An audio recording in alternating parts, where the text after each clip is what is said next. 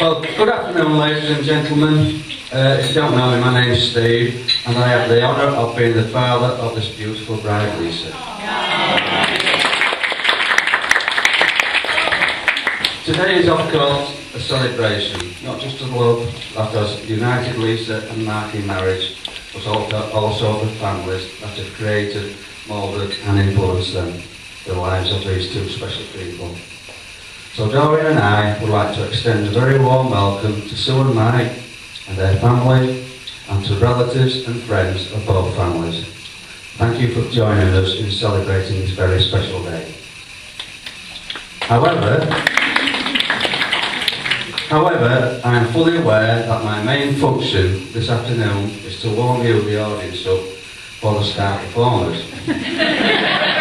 So we'll speak later. Hopefully they won't go into the Benidorm trip. Go into much detail about the Benidorm trip. At least that's probably what Mark's thinking. All I will say, on a personal note, what a wonderful weekend we had, with a brilliant set of lads. I will leave the rest to Richard on that one. I'd just like to say what a fantastic setting for a wedding and celebration this is. And I would like to offer David and his staff our heartfelt thanks for helping make this such a special occasion. Doreen and I would also like to thank Nicola and Sue for their special contributions, which you will all have the chance to sample later if you haven't already done so. I also want to take this opportunity to remember relatives and close friends who would have loved to have been here today. Just raise your glasses, please, grab some loved ones.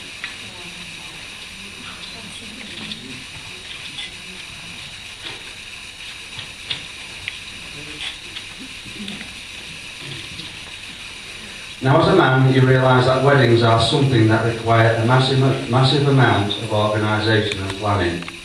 And you seriously think you are contributing to this event. But the reality is that you are just an innocent bystander. I was allowed to ask questions now and again, as long as it wasn't, how much? But I do think Lisa and Doreen have done an amazing job. Welcome to both of you.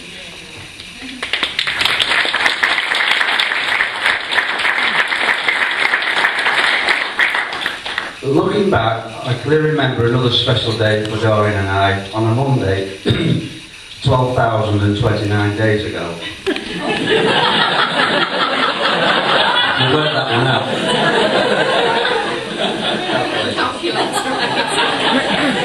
I'm 34. When our daughter was born, it seems like only yesterday. I have many memories of her as a baby, crawling around on the floor, being sick on the stairs. Well, that's enough about her 18th birthday. There have been many memorable days along the way.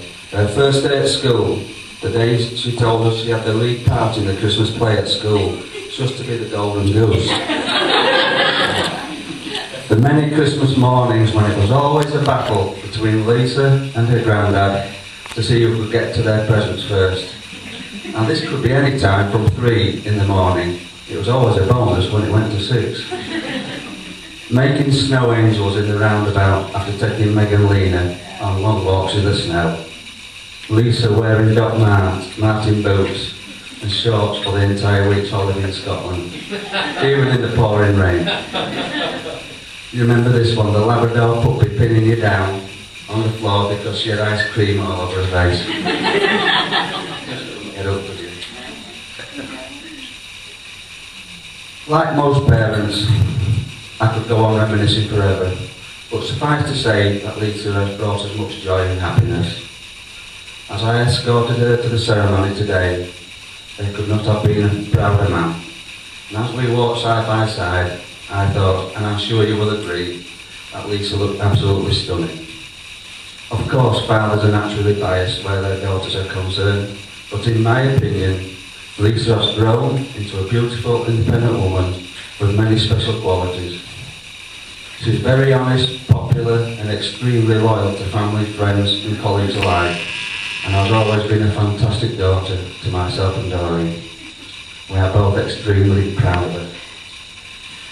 Now that brings us to the other half of the relationship. Mark. I remember distinctly the day he came and asked me if he could marry Lisa. For those of you who have never experienced it, there is something special. There is something special about this exchange. Now, as a father, you're thinking, how can I make it as hard as possible on the guy? In reality, though, Mark, I was very proud of the way you handled yourself. And my response was to you when you asked me was, as long as you look after her for us, and you replied, I think you know I will. And I think that's true. You are hard-working, reliable, sensible, considerate. Don't put that bit in. Clearly a man of vision, occasionally blurred, sometimes double, but nonetheless the vision that enables you to win the heart of Lisa. I can say though that I haven't completely figured you out yet, because for all your positive attributes you'll still follow the colours of the Toon Army and even the Iron. Perhaps I should add slightly deluded to that list of attributes. I'm only joking, mate. I am told it is customary on these occasions to offer the happy couple some worldly advice on marriage, although I can say I am certainly not an authority on this subject. But my best advice for Mark is to make the most of the honeymoon period. And for those of you who don't know when that is, it's the period between I do and you better. Apparently, marriage will teach you loyalty, self-restraint, obedience and fair play, and many other qualities, which you wouldn't have needed if you stayed single.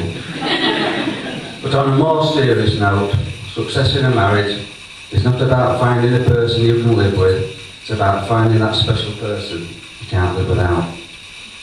I would like to finish by welcoming Mark into our family and finally to ask you all to be upstanding and raise your glasses for a toast to the new Mr. and Mrs. Goodliffe, the bride and groom. Bride.